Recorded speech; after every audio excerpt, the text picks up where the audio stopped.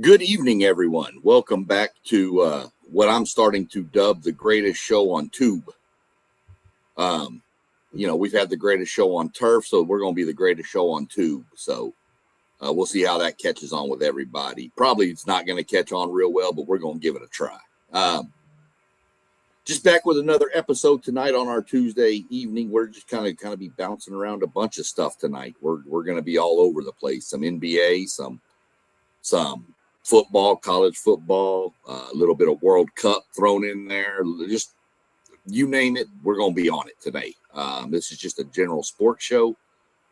Anybody in the stream, be sure to please drop questions or comments. If you got anything you want us to talk about, we'll definitely hit on it. I'm going to be your host for the night, SEC Sean. I brought along, we got our glorious Robert from WTP for Life over here. He's going to join us tonight to get into some good discussion. What's going on over there? How you feeling tonight? I'm good, SEC Sean. Good to be here tonight on this fine Tuesday. The weather is beautiful. Sun is starting to go down, but I'm excited for this broadcast we got tonight. I'm ready to get into it. Yeah, for sure. Want to also let everybody know that's tuned in, we're going to have a poll going where the poll is going to be, I just asked, who is your number one draft pick? And you've got four options. You've got AJ Dybantsa, Darren Peterson, Cameron Boozer, or other. So I always want to leave an other spot because they only give you four options to put in. So we'll go with I went with the top three in mock drafts that you see, and then just do another. So that's going to be up and going. We're going to move it. I don't know where we're going to move it to. There, we'll move it up there. There, it's not blocking anybody's face. Maybe we should move it to block my face. I don't know, but we'll figure that out another day. So without further ado, let's see if we got anybody now. We will jump into this right now. Something we were talking about earlier today. With the Lakers season coming to an abrupt end, what should their plans be for the future with LeBron and even Bronny? What do you think their plan should be? Do you think that's a package deal? Give me your takes on that one real quick, Rob. What are you thinking about that? I definitely feel like the Los Angeles Lakers should part ways with LeBron James. I feel like you got a player who is in his early 40s, who's been in the league for quite a while. I'm not sure if Bronny James is actually going to ever become NBA material to the point where he will be a player who can get in someone's starting rotation. So if I'm them, I understand that the market value for having a guy like LeBron James is pretty high because he's a marketable person and a marketable NBA player. But I think it's time for them to part ways with him. Let him go ahead and find him a new home and to do his farewell tour. And I would like to see him go to the Cleveland Cavaliers, go back home, and go ahead and do your farewell tour there. That was the team who we really feel like LeBron James became LeBron James, the king. So I would like to see them part ways with him. I would not sign him to another deal, and I would probably send him and Bronny on their way to some other destination. Yeah, I tend to agree with that. I mean, I think a lot of this hinges too if LeBron even wants to play another year. We'll have to wait on that decision. And if we've learned anything about LeBron, we know that he'll probably have an ESPN show to announce his decision. Just because that seems to be his thing. So I would get it if he comes back. I think if he comes back and he says this is the final year going to Cleveland, probably makes sense. The problem is who's going to want to pay what he might be asking for knowing it's 1 year. So I think it's kind of going to be an interesting thing as it plays out. I agree with you on Bronny. I think Bronny is a serviceable NBA player, but he's not. I don't see him ever cracking the starting five. I could see him as maybe a very minor role player on a team, but I think the Lakers would be best to kind of part ways with both and move in a different direction. Build around Luka and Reeves out there, I think is probably going to be their best option. Yeah. So, sticking with the NBA theme,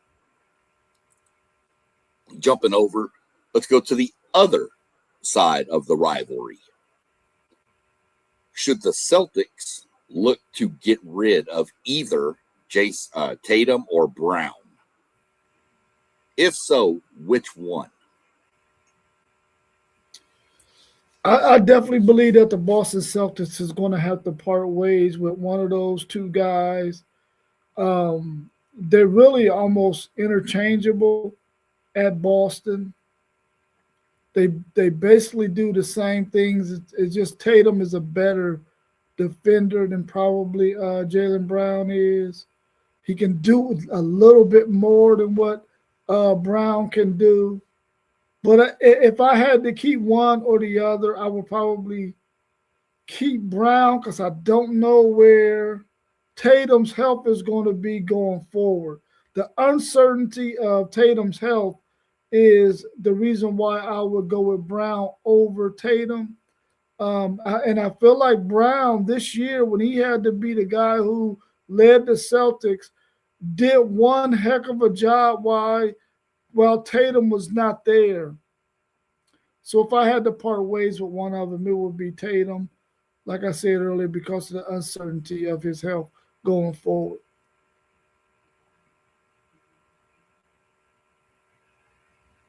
You on mute, Sean. This is where I was going with this, was pretty much the same thing you said. If you get rid of one, I think I'd get rid of Tatum due to the simple fact of what happened while he was out all year. Brown kept that team right in the mix. I mean, weren't they like, before Tatum came back, he still had them sitting at the 2 seed in the East? 2 seed, yep. So, you know, I don't know. Maybe Boston tries to figure out how to keep it together for another year or so, see what happens.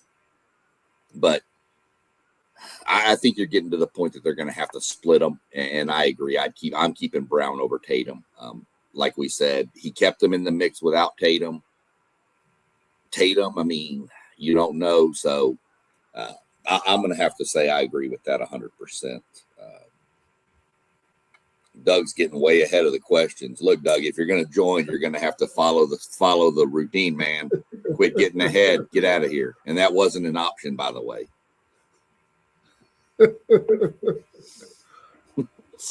Starting to get way. Look at him. So yeah, that's really all I had going. Well, I do have another question on it, but I'm going to save that one actually because I don't even know, to be honest, how this poll thing is going to work. So we're just going to get into this one now. This is the same kind of question the poll is actually. The draft lottery was this past weekend, and the Wizards did the best job at tanking and got the number 1 overall pick. Is AJ the clear number 1, do you think? AJ, no, I don't think he's the clear number 1. I think he's definitely one of maybe 3 or 4 options for the Wizards to pick at number 1. If I had to give a percentage to the higher percentage to one of those players, I would probably think it would be Boozer, would be the one that will end up in a Wizards uniform next season. But AJ would not be a bad pick. I mean, that's a guy who could play multiple positions. His game, I think, is suited for the NBA. But I really do believe Boozer probably has the highest percentage chance of getting that number 1, being that number 1 pick to go to the Wizards. Yeah, I think I think Debanza, I mean, I'm not saying he's the clear number one. I think he's going to be the pick, but we've talked about this numerous times on other streams that this class coming out is loaded with those freshmen coming out. I mean, Boozer, the kid from Arizona, what is it, Burries? I don't know how to pronounce his name, sorry. And that's sad because they project him to go to the Mavericks, so I guess I better learn his name. You got Acuff out of Arkansas. I mean, you got all these. I don't know that there is a clear-cut number one. I think it's just what do you need, and you're going to get a solid player. Everybody probably in the draft lottery is getting somebody really solid, in my mind, based on this class of youth we have going into the draft. So, and some of the guys that have decided to return to college, like all the Florida guys, Tommy Howell and all of them are going back to Florida. So that kind of threw a wrench in a little bit too. But just kind of something I thought about, wanted to bring it up, being that, the NBA playoffs are going on and we want to go. Our buddy Doug stayed on topic this time. AJ is the guy. So we all know that Moss from Level Up Sports believes AJ is the guy too. So, I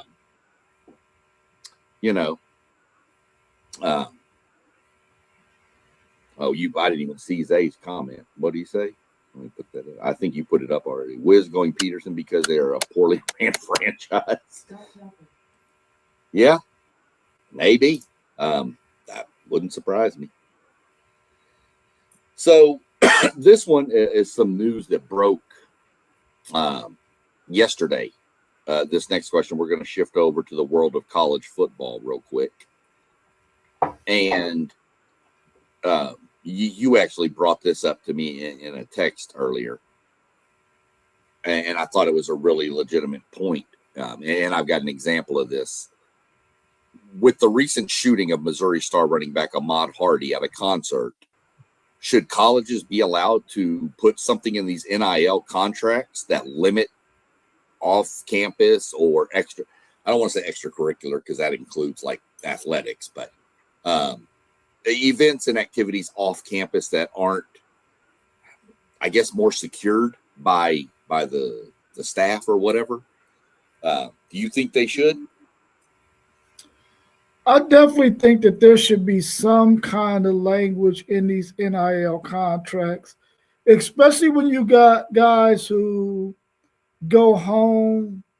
And there's nothing wrong with going home, but if you're going to go home and go to concerts or be hanging out at parties and stuff, because you know that's going to happen, it got to be some kind of language in there that, because you're making an investment in this young man and you don't want anything to happen to them.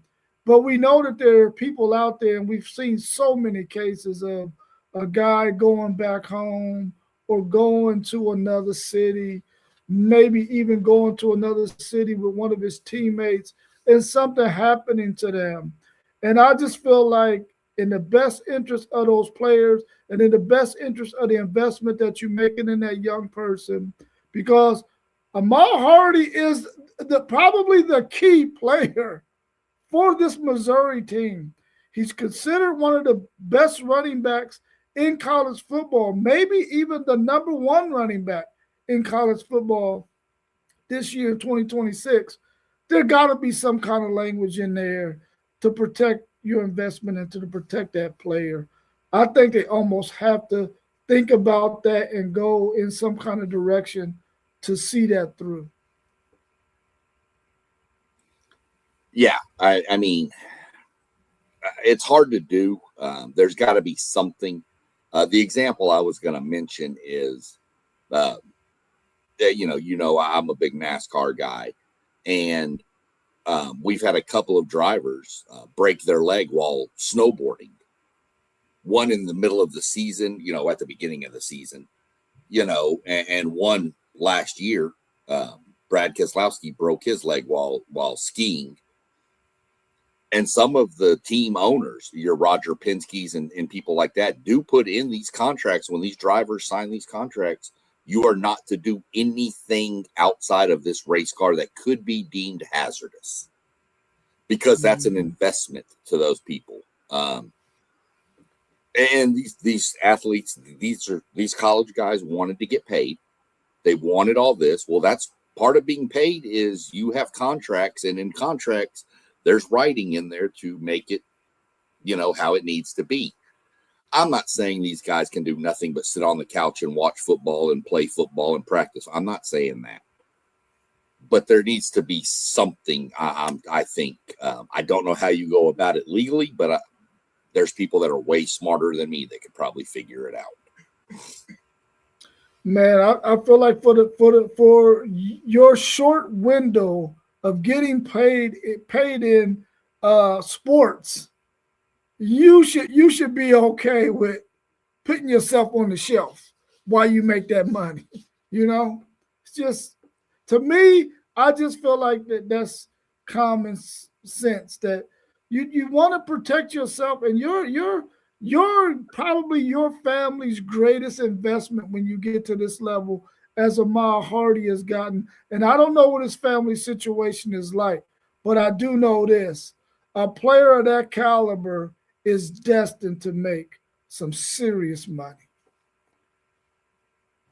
Oh, 100%. I mean, you had said he's one of the best running backs in the country, and there's no doubt on that coming back.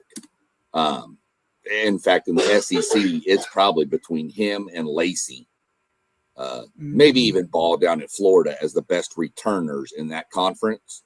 Those are the three best running backs, and that are returning from last year. So, I hope the kid's okay. It sounds like he's going to make a recovery. And that's really the main thing, is it wasn't more serious than it could have been. But I agree. I think something's going to get done pretty soon, with that whole incident.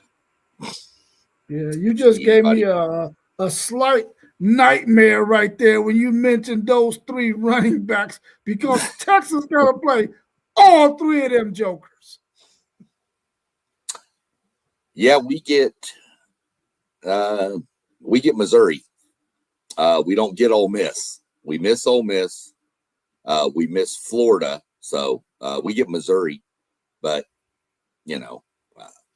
I'd rather play one of them than all three of them. So, especially if you get them all three back to back to back, that would be, man, your D line's going to be pounded on. So, yeah, we'll see where it goes from there. But we're going to get more into the running back stuff. It's going to be a couple weeks down the road. Just a little quick teaser for everybody. I'm going to be doing a show one Tuesday coming up in a few weeks, where we're going to rank our top 5 to 10 players at each position in college football.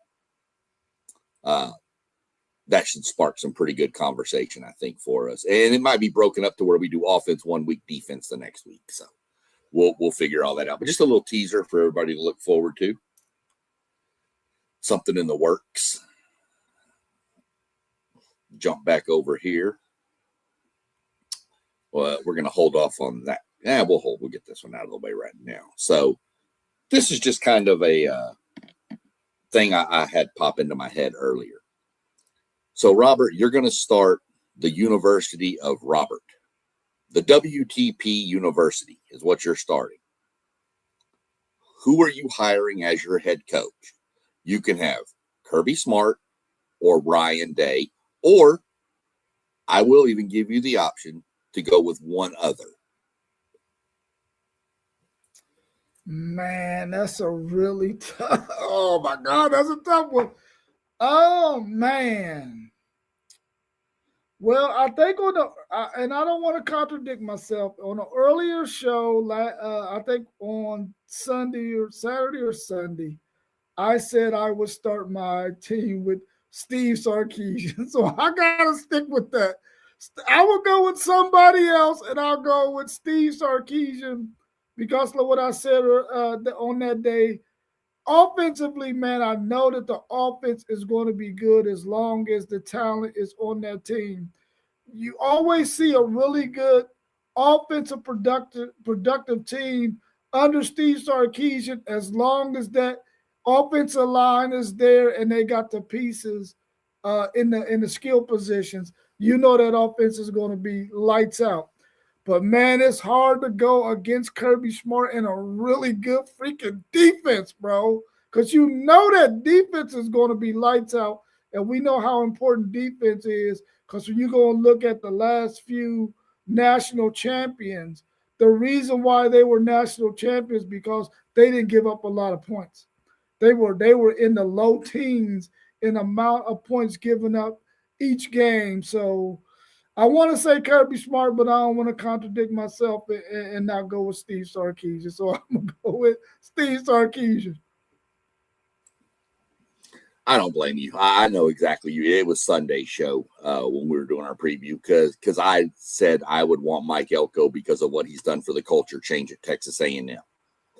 However, with this question, I would take Kirby, and my reasoning would be he's got the titles, obviously, so he knows how to win, and he's done it for a long period of time through different genres, so to say. He did it in the quote unquote before NIL era, and he did doing it in the NIL. Now he hasn't won the title with the whole NIL era, but they've been at the top up there near the top almost every year. So being able to go across different eras of college football, I think, and the sustained success he's had there. And we mentioned it on Sunday. I think you mentioned it that, Kirby's coaching tree is growing pretty wide. It's getting a lot of branches on it. Those guys are getting jobs pretty quick elsewhere. So I would lean Kirby Smart if I wasn't going to take Mike Elko. I was just kind of curious because Ryan Day, it's nothing against Ryan Day. He's a hell of a coach. He just doesn't. I think Kirby Smart, and that's the reason I use Ryan Day, because I think Ryan Day has done it in a shorter span, while Kirby's has been more over time. That's why I kind of threw those in, because I figured they would be a good contradiction of each other. Yeah, and those Georgia teams before Kirby got there, they were good football teams, but they weren't national championship caliber teams. He had to build them into a national championship caliber team where we all on this show, we joke, and a lot of people really across the country joke about the fact that Ryan Day started off on third base. So, but Ohio State was already a championship caliber a team before he took them over. So I would definitely go with Kirby for that reason too. If I had to pick between Ryan Day and Kirby Smart, because we've seen him take Georgia from being a good football team, but not a great football team, to being a great football program and a championship caliber program. Yeah, 100% on that. Georgia was, 9-3 every year. That's kind of where they hung around right there. And he got there, and then he just quickly started flipping it, and it turned. So, 100% on that. Pretty good. I don't think you can go wrong with either one of them, to be honest. I could probably have listed 20 coaches, and we could probably make a case for all of them, to be honest. Right. So, Poe, I guess that's Poe in the chat, right? Kirby. He even said Kirby. So, and I wasn't trying to, I should have justified, I wasn't trying to make post game mad when he rewatches this by not mentioning Marcus Freeman, because I think Marcus Freeman's a hell of a coach too. Yeah, me too. So don't get mad at me post game. Up here, we had this show last night with actually we're going to stick with college football. I forgot I had two more in there. If Colorado doesn't make a bowl game this year, should they move on from the Deion experiment? I don't know that there's a case where Colorado can move on from Deion Sanders, because we already know what Colorado was before Deion Sanders got there. And I think Colorado has to understand that this is all about being a marketable brand, and Deion Sanders makes Colorado a marketable brand being there. So right now they should only be really concerned with how much dollars and cents we can bring into this university, because you're not going to go out there and get a better coach simply because it's Colorado. So as long as Deion Sanders is there, you're going to be a marketable program, and eventually he'll be able to get some of the coordinators and position coaches that can take him to where he's possibly playing for Big 12 championships and possibly making it to the college football playoffs. Winning a national, I don't think that's going to be in Colorado's cards, but definitely being able to win the Big 12 is possible for him. But I can't see them ever even considering going away from Deion Sanders, because they're never going to be a program that's going to be championship caliber, in my opinion. I just don't think they have the resources to do so. Well, I mean, they do have a national championship. Of course, it was from like 1990, but they still got one. Deion's buyout somewhere in the 50 million range. I don't think that's something Colorado has laying around like some of the other schools we all talked about before. Could they get it? I'm sure they could, but I think, well, marketable, yes, for 100%. He put Colorado kind of back on the map, and especially that year when he had Shedeur and Travis there. But he's not getting the type of recruits it's going to take, especially when you've got Texas Tech throwing money left and right through this portal. That's going to make it tough. BYU's got money out there. So I'm looking at it thinking if they have like a 3-7, 3-9 year, I think you almost have to kind of start getting the strings ready to cut there, because it's just not going to get much better. And I don't want this to be part of the discussion, but you've got to factor in the health issues he's been having here lately. That's got to play some sort of part in it. And I really hope it doesn't, but I mean, he missed a lot of time last year. And even parts of this, spring and all that stuff. So I don't know. I don't know that they move on if it's this year, but I think in the next 2 years, if he can't get it figured out and they can't start making bowl games, I think Colorado's going to have no choice but to move on. But I do agree with you that Colorado should be happy with the marketability he brought them, because it's not going to be a powerhouse program. Yeah, if they do move on from him, though, it'll be in his best interest. And then he could probably say, you know what? Let me go ahead and take this time to get myself regrouped, get my health under control, and then let me find another landing spot. Because I'm going to tell you right now, the guy is so freaking marketable, bro, that he could go somewhere and money is going to flow like crazy. Because I know when I went to Colorado Springs and I was talking to some of the people there who are Colorado fans, they said you couldn't even fathom how much money just the state of how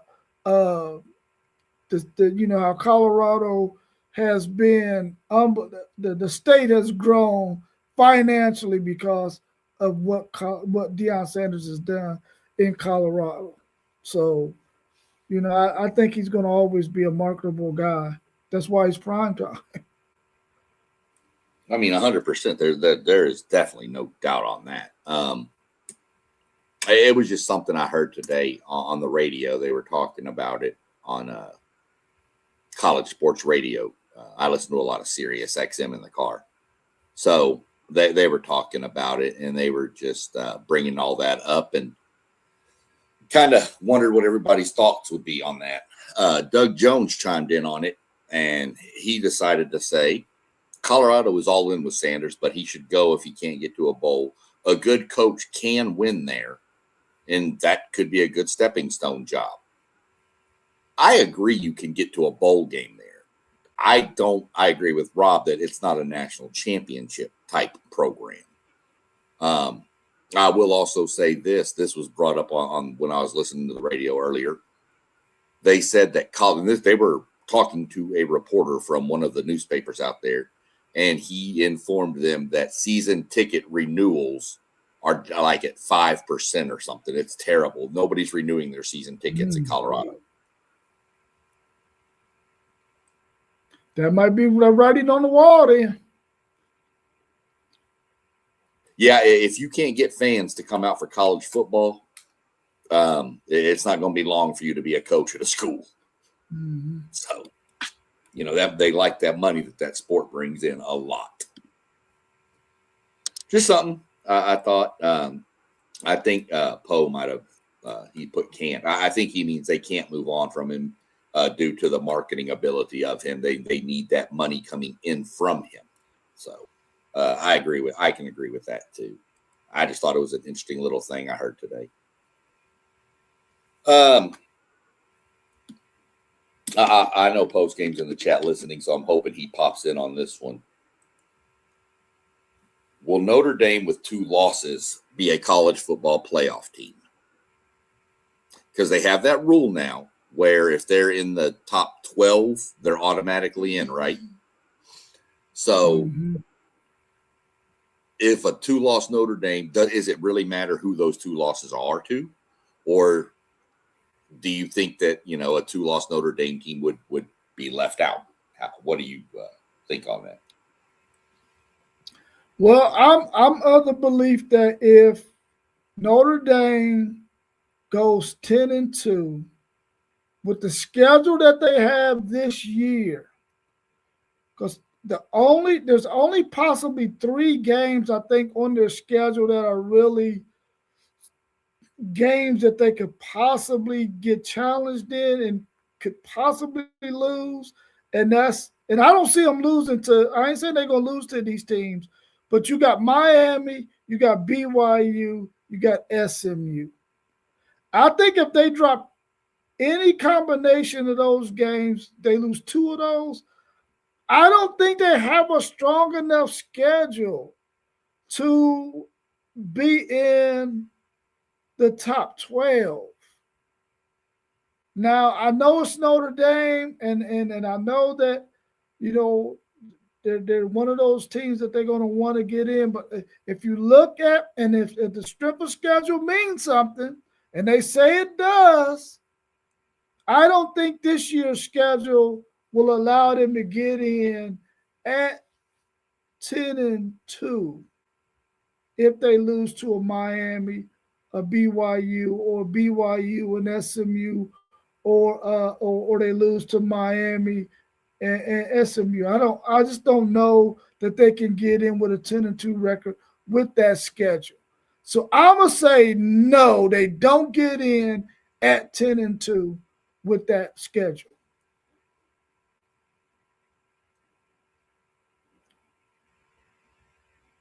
He said 10-2 didn't get it done last season, so we got to go 11-1 or undefeated.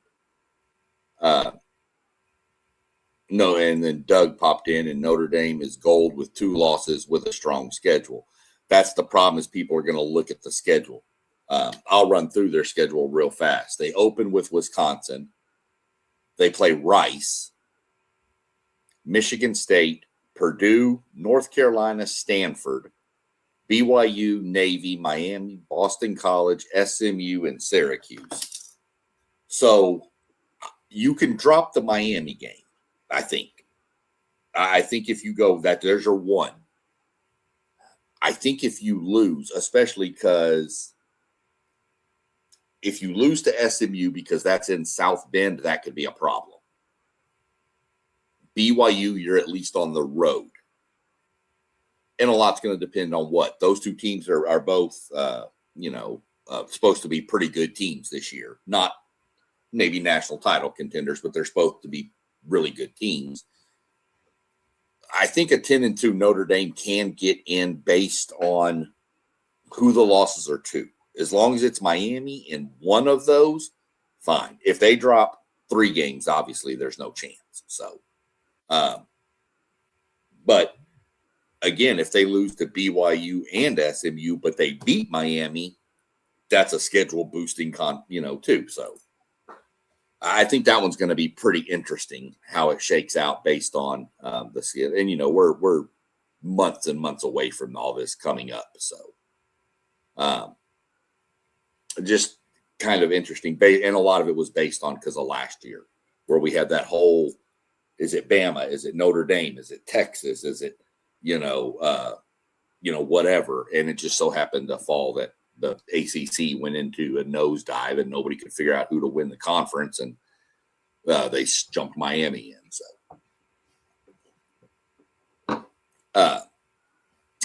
and next up, we're going to roll into, this is the show Doug and I did last night. We did a bracket breakdown of the women's college softball tournament, which kicks off Friday. So with the start of the tournament, I'm going to give you your choices. You can have the number 1 seed Alabama, the number 2 seed Texas, the 3 seed Oklahoma, or you can have anybody else in the field. Are you taking one of those, or are you taking the field? Man, I'm taking one of those all day, man. One of them 3 is going to freaking win this freaking national championship. Now, I will say this, though, SEC Sean. I will say this. If Texas A&M makes it to the freaking super regional, whatever it's called, then it might start to look a little bit different. But I do like that Texas Tech team and what they got too. But I'm going with one of these 3, either Alabama, Texas, or Oklahoma will win this thing, man. But there are some really good teams that are still out there in that field that could – you just know how it can go, man. When it comes to baseball and softball, it could go and get ugly, man, and somebody gets popped. But I'm going to go with one of those 3 to win it all. Hopefully it's Texas back-to-back.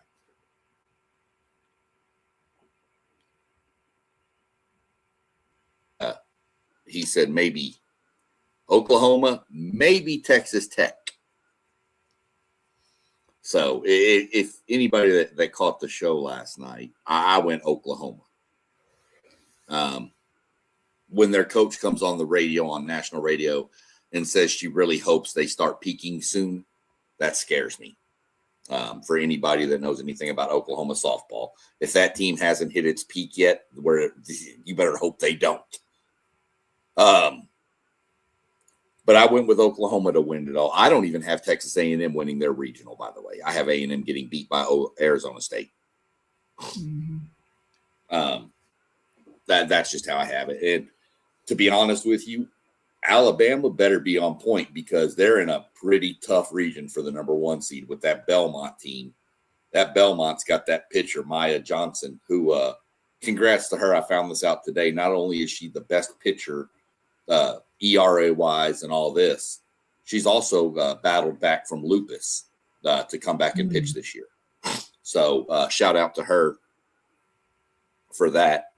But Tennessee, man, y'all better watch that girl that pitches from Tennessee. She throws 78 miles an hour, which is equivalent to 106 in baseball. So it's going to be interesting. But I think the question was posed, I think this is another one we talked about, was it, would you take Alabama or the field? I felt like that was narrow too much to go one team versus 64.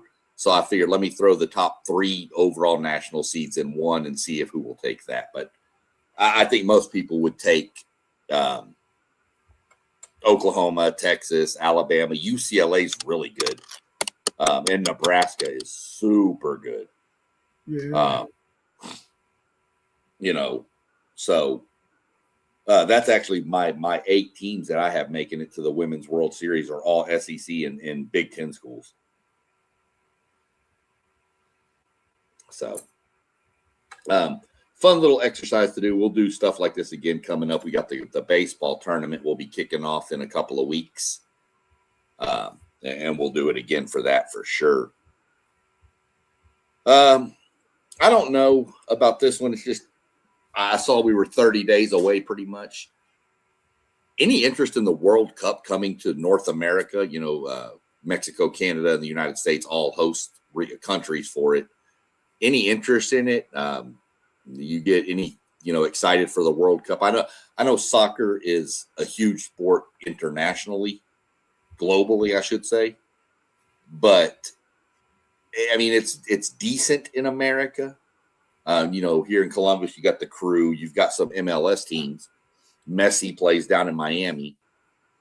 But is it something you keep, do you only worry about soccer, if worried at all, during the World Cup years? Yeah, I only really pay close attention to it during the World Cup years. But I will say this, I'm a huge Ted Lasso fan. I watched that probably 5 or 6 times, and can't wait till season 4 comes on this summer in June. And so that has sort of piqued my interest a little bit more. We played a lot of soccer when I was younger. We had some really, really good soccer teams when I was younger. And so I liked it then, and just watching Ted Lasso and watching the game, I'm quite sure I'll be really locked in on the World Cup, especially since it's here in the United States. So I know the coverage will be there for it. So I'm interested in it, and I'm excited that it's here in North America, and can't wait to see how it turns out. Yeah, I like soccer. I've always been a soccer guy. Don't necessarily follow a lot like I used to. I used to be a lot more into it. Watched a lot of English Premier League games, and when I worked oil fields down in Texas for a while, a lot of the guys down there like to watch soccer out of Mexico, watching a lot of that. So it was, it's always been a fun sport. The thing I think that hurts soccer is people in the United States, especially, don't have the patience to sit through 90 minutes or whatever it turns into be with stoppage time for one goal to be scored the entire game. They're just like, okay, they're just passing the ball around. Nobody's doing anything. That's what I think the biggest problem is. I wish there was a way they could make scoring more, opportunistic, I guess. I don't know what that would be. Again, there's people way smarter than me that could probably figure it out. But, there's some, it's a pretty interesting sport to watch. I'm going to be tuned in to it. I really watch a lot of World Cup when it's even no matter where it is, but especially with it being in the United States, access will be a lot better. I know Doug popped in and said he's excited. Houston is going to be hosting some games.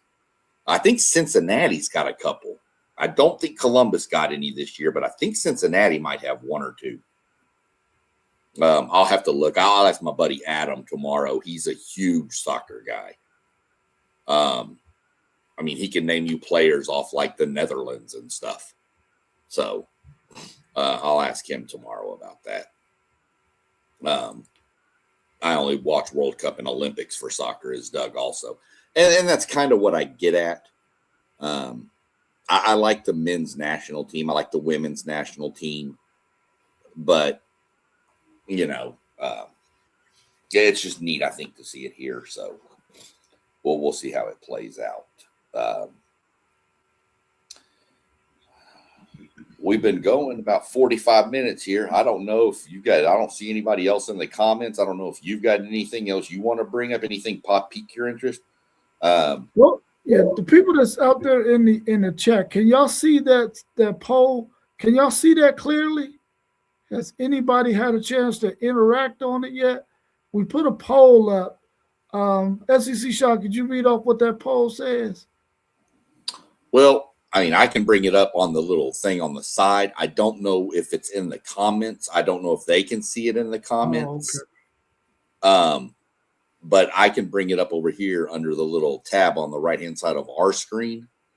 Mm-hmm. And it, it doesn't look like anybody's voted on anything. That's why I'm trying to figure out how this works. This is something we're playing with, y'all. So bear with us. We're going to have to do some more digging into how it works. But I mean, I've got it up on the screen. It doesn't. Let me see. Parlay Poe said he can see it. Are you able to vote on there, Parlay Poe? Yeah, he just voted. You just voted for AJ Dybantsa, I'm assuming. Okay, cool. Yeah, so he voted for AJ. So we know it works. I just, this is going to be something fun. We need to try to come up with a poll almost every day if we can come up with one for a show, just to kind of get some more interaction from people and give people a chance to vote. And then at the end of the show, we can run down the results. Doug, can you see it? Can you vote? Can you vote for somebody besides AJ?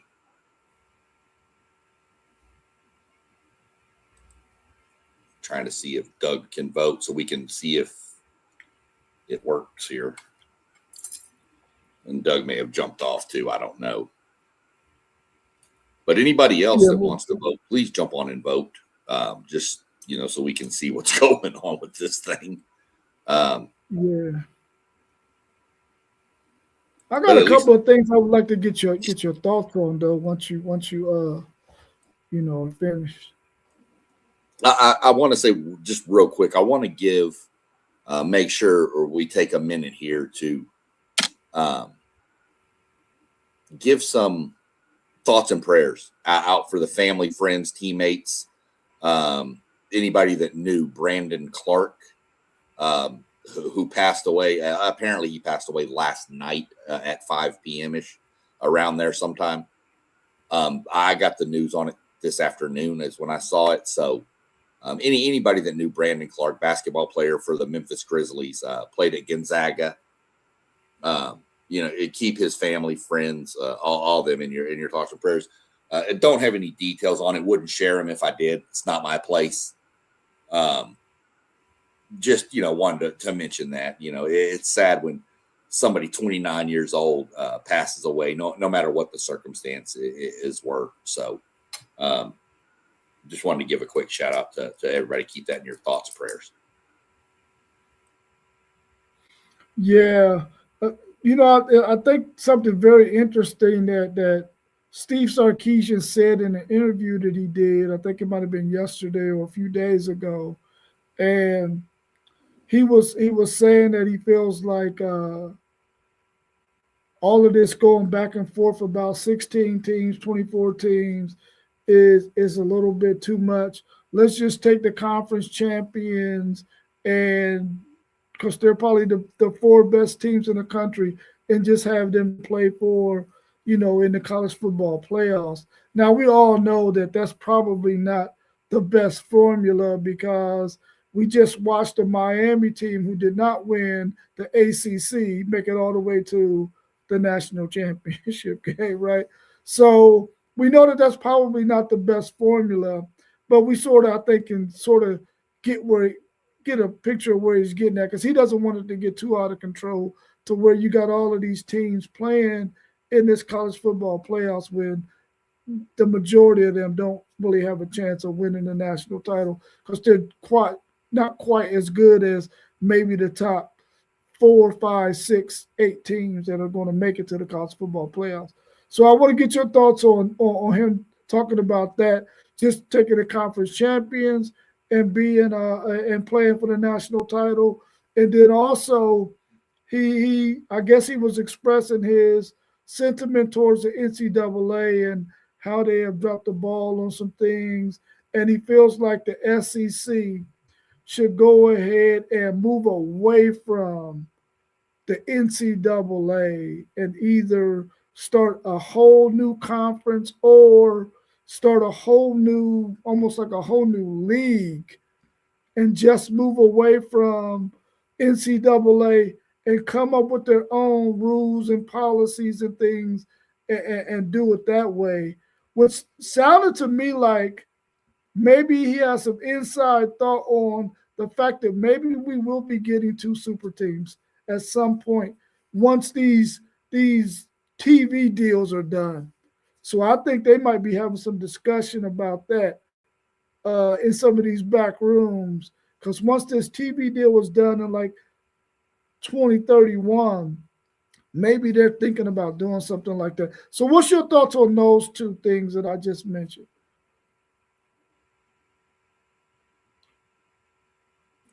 Hit the wrong button. Really not the comment I thought you were going with when you started off with Steve Sarkisian. I thought you were going to go to the other one. I'm going to bring that one up, though. Okay. We'll get to that one in a minute, though.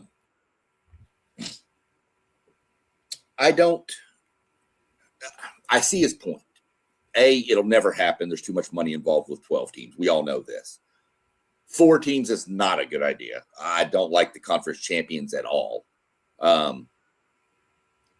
Because a lot of times your runner up in the SEC or Big Ten is going to be better than the ACC champion.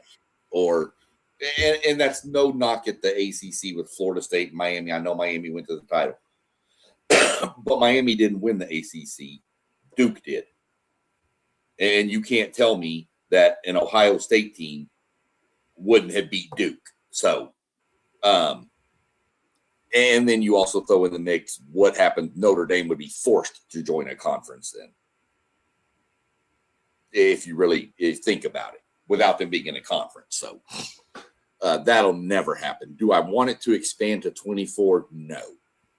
I don't want it to expand to 16. I'll take 16 if we go there, if they adjust the way the calendar works, because it's not functioning right now. It's not right. There is no way that these coaches should have A, 20, 30 days off between a game. B, a coach is not only, hey, we got to prep for, Miami, but I got to hit the portal and go get these 7 guys because we're going to lose these 7 guys. Something needs to go away. I get rid of the early signing period in December. I go back to one signing period, put it back like it used to be in February, leave it there. That's my take on it. But that's, again, going to have to be discussed. But the calendar has to be fixed if you're going to expand, because we can't keep playing till end of January, guys. This is getting, out of hand. It's an NFL season is what it is. And granted, I know they're paid like NFL players, but that's not the point. So I don't want it to get too big, but I could be okay with 16. But I still like the 12 model we have now. I like the 12, get rid of the group of 5. Get that automatic bid out of there. In my mind, that. So, and I'm sure we're going to discuss this a lot more coming up in football season as we go forward. So that's on that. What else? What was the second part of that question? The SEC parting ways with the NCAA and possibility of some super teams. Super conferences. Super leagues. It makes sense for Sark to say this because everybody believes he's the first SEC coach out of the league going to the NFL. So it doesn't really affect him in his mind. So he can say it. You're not going to get that out of an Elko or Kirby. They're probably telling it to Greg Sankey, who has no problem saying it out loud, because sometimes Greg Sankey just needs to shut up. But I don't know. I don't know if we're heading to 2 super conferences. I think we're trending towards 1 super conference.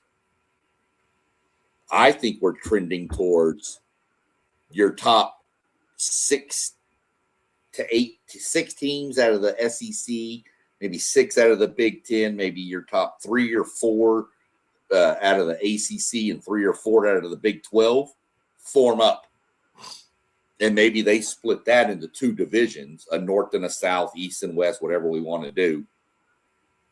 And the winner of take the top 4 teams and they play the number 1 seed plays the 2 seed, the 2 seed plays the 1 seed, and the winners play each other for the national title. Something like that I could see. But we're trending towards it.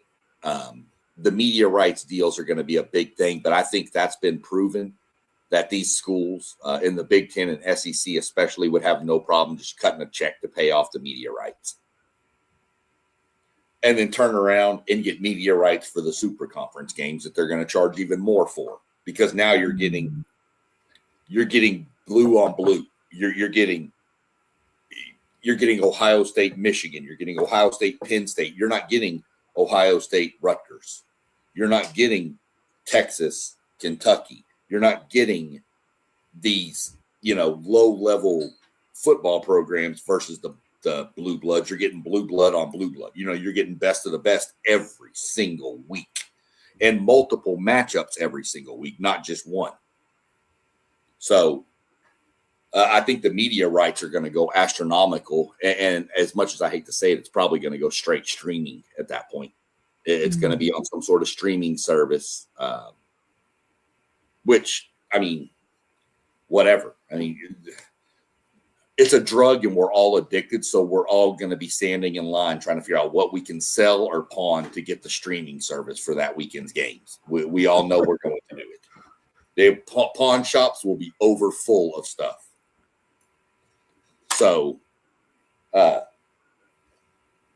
that's how I feel about it. I think we're leaning towards it. I don't think we're going to go to 2 super conferences. I think we're going to go to 1, and probably somewhere around 24 teams. And you're going to just have a battle royal every weekend until you figure out how to win, who the winner is. That's interesting. Yeah. This is going to get more interesting. Because the 2 power brokers here, the SEC and the Big Ten, can't figure out who's right and who's wrong. Nobody wants to give an inch. Greg Sankey is the SEC is the greatest conference in the world. The Big Ten commissioner, pardon me, I don't remember his name. He thinks the Big Ten's the best conference in the world. So they want this, we want this, they want it. It's just a lot of he said, she said. I don't know who's going to run a super conference as the commissioner. I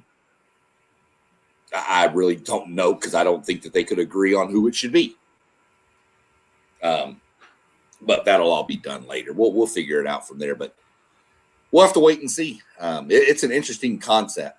I think we're trending towards it. I just don't know when. But I know you saw there's been so much stuff going back and forth for some reason with these SEC schools this week, man. We're not even at media days, and we're just ripping each other apart. You've got Lane Kiffin throwing shots at Ole Miss. I'm not going to get into them. You can look it up yourself if you want. You've got Golding throwing shots at people. You got John Summerall, who's new to the league, throwing shots at Steve Sarkisian. Telling him because he was an assistant at Ole Miss. But to go into that art, Steve Sarkisian made the comment that when you come to the University of Texas, no matter how close you are to graduation, your credits go back to 50%. And you have to earn your degree from Texas. And he mentioned if you want to get a quick, pretty much, I'm going to paraphrase his quote.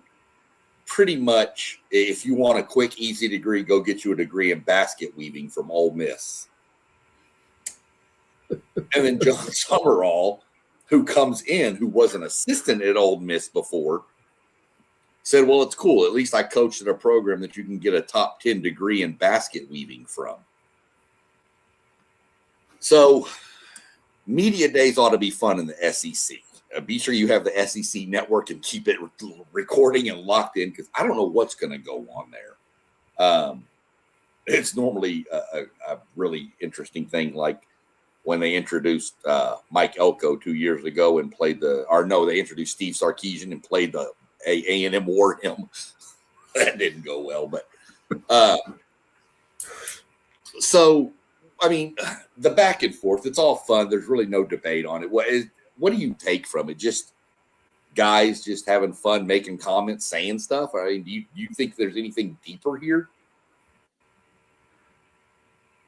I don't think it's anything deeper, man. I just think these guys are just bringing some attention to college football and the SEC outside of the college football season. So I think they're just good because when you really think about Lane Kiffin and the stuff that he does, you know that Lane Kiffin is going to do that kind of stuff. But does he really mean anything by it? No, it's Lane Kiffin being Lane Kiffin. Like Steve Spurrier used to just be Steve Spurrier, man. He's just going to do something. So I don't think so. And then when I think about Steve Sarkisian, who was the coach of my Texas Longhorns, I know he's not really, trying to really poke the bear or anything like that. I think he's just being facetious. But I think he said that because of the fact that whenever they was recruiting Arch Manning, supposedly Pete Golding said something about Steve Sarkisian's past history with alcohol to Arch Manning during that recruitment. So maybe he was looking for a window to get his own shot back in. So that's probably why he did that. And then, of course, Florida's coach, right, was the one who chimed in, right? Summerall, yeah, I believe he went to Florida. Yeah, from Tulane. He went to Florida. Yeah, so of course, if you were there at Ole Miss, of course you're gonna have something to say too. So I think it's just all in good humor, man, and them just bringing some more exposure to, I guess, the SEC. I don't take it like it's something personal between any of them coaches, because I'm quite sure behind closed doors they all trading secrets. Yeah, I mean, they're all. I think it's tongue-in-cheek fun. I think they're poking the bear a little bit, but I don't think Sarkisian means it in a way that it's going to be construed, which it has been. I've seen stuff to where he's saying that Ole Miss isn't a reputable. He's not trying to say they're not a reputable school and getting a degree from there is no good. Obviously, a degree from the University of Texas is probably looked upon a little different than most other universities. A degree from A&M, a degree from Notre Dame, Ohio State. These are looked upon differently than some of the others. But I don't think Sark is out there saying Ole Miss is a terrible university and you only go there if you don't want to put in work in the classroom. I don't think that's what he's saying. I think he made a comment to rebuttal Golding's thing. And then, Summerall, of course, jumped in and chimed in, which is funny that he's the first-year coach in the SEC and he's already starting to throw jabs. I want to tell him, brother, you might want to back down a little bit. You might want to win a few games before you start that. So, yeah, every day is something different in that conference, man. I'm telling you, I don't know anymore. But it's all fun. I thought it was pretty funny myself. Basket weaving. My dad used to tell me I was going to be good for a degree in underwater basket weaving. That's what he told me. Yeah, I told him it wasn't even true because I didn't like holding my breath that long. So, I mean, I don't know. Just kind of funny story. So, I don't really have much else.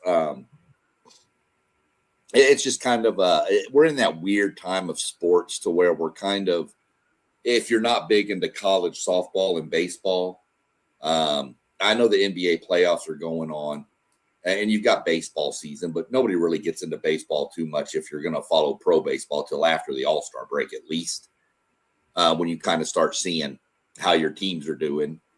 And the NHL is kind of still one of those sports. I watch a lot of it, but it's just we're kind of in that weird mode of sports where you just got to kind of find things to talk about. So I just, it was a good idea just to throw together a random, wide open smorgasbord of whatever we wanted to talk about tonight, and just let it kind of go from there. I'm trying to see, did we get any more? Nope, still only one vote on our poll. At least we have a vote on our poll. I guess that's better. At least we know it's working. Yeah. How it works, don't know, but it worked.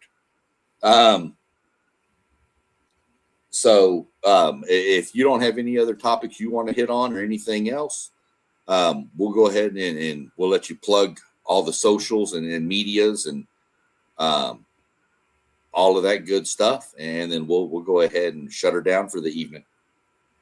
All right, man. We appreciate everybody for tuning in to our Tuesday night sports talk.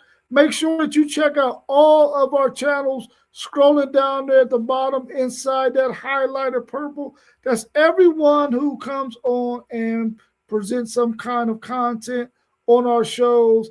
Please go and subscribe to each individual channel, because we all, even though we come on as WTP Sports Dudes, we all have our own individual channel, and we would love for you to subscribe and support us on our individual platforms. So please do that. Also, check us out on Patreon and Spotify at WTP Sports Dudes 2026. If you're just in your car rolling, check us out so you can hear the audio. And also, if you want to read some of our content on our website, you can go to WTPSportsDudes.com. Please go check us out there so that way you can respond and send us an email responding to some of the topics that we got and some of the questions that we got in our website. Also, if there's something that you want us to talk about on our website, please give us that information, and we'll be glad to do an article on that as well. So thank you for tuning in and enjoying our show, and hopefully we'll see you again soon. 100%, everyone. And I'll throw this out there because sometimes it's kind of hard to search on Spotify for the podcast. But if you open up Spotify and you click on podcast under search and type in WTP Sports Dudes 2026, the logo should be like a little picture of a bunch of different sports, I believe is what I used for the logo. You can find it. All these get processed over to Spotify after the show. After it's done, I go in and I move over to Patreon and put it onto Spotify through Patreon. You can find all of the comments on there. You can even go through Patreon and there's a link that'll take you right to Spotify and take you right to it. So you can go that way too. There's Anthony Manzano, our buddy, who popped in. Caught us right at the tail end tonight, Anthony. Hope to catch you coming up. Well, you've always got some good, insightful takes from Miami down there, big hurricane guy down there. What do you say real quick? He feels the NBA screwed Miami. Charlotte knew that Scary Terry was going to get investigated by the FBI for gambling, yet they didn't tell Miami before the trade. Well, possibly. I haven't followed that case well enough to keep up with it. Those gambling cases kind of just flooded my mind, and I just kind of put them all to the back burner because it's all we heard about for so long. So, but most definitely enjoy your content and your input with your Hurricanes and some of the ACC stuff down there. So most definitely look forward to you jumping back in as we creep towards football season a little more. But other than that, I'm going to jump out of here. We're going to jump out, call it a night. Like he said, go like, subscribe, hit the notification bell too on each of the pages, and you'll know when we're going live. We try to go every day, but you don't want to miss an episode because, again, this is fixing to be the greatest show on Tube. So other than that, Rob, I appreciate you jumping in with us. Pretty good back and forth little banter there, and go have a good rest of your evening, and we will catch up again later on. So as we always tell everybody, we'll We're leaving the building. Where we was in the building is what with T1. We was in the building. Now we're out of the building. No, you got to gig them. You got to gig them, brother. You can't be doing that. All right. Peace. All right. Peace.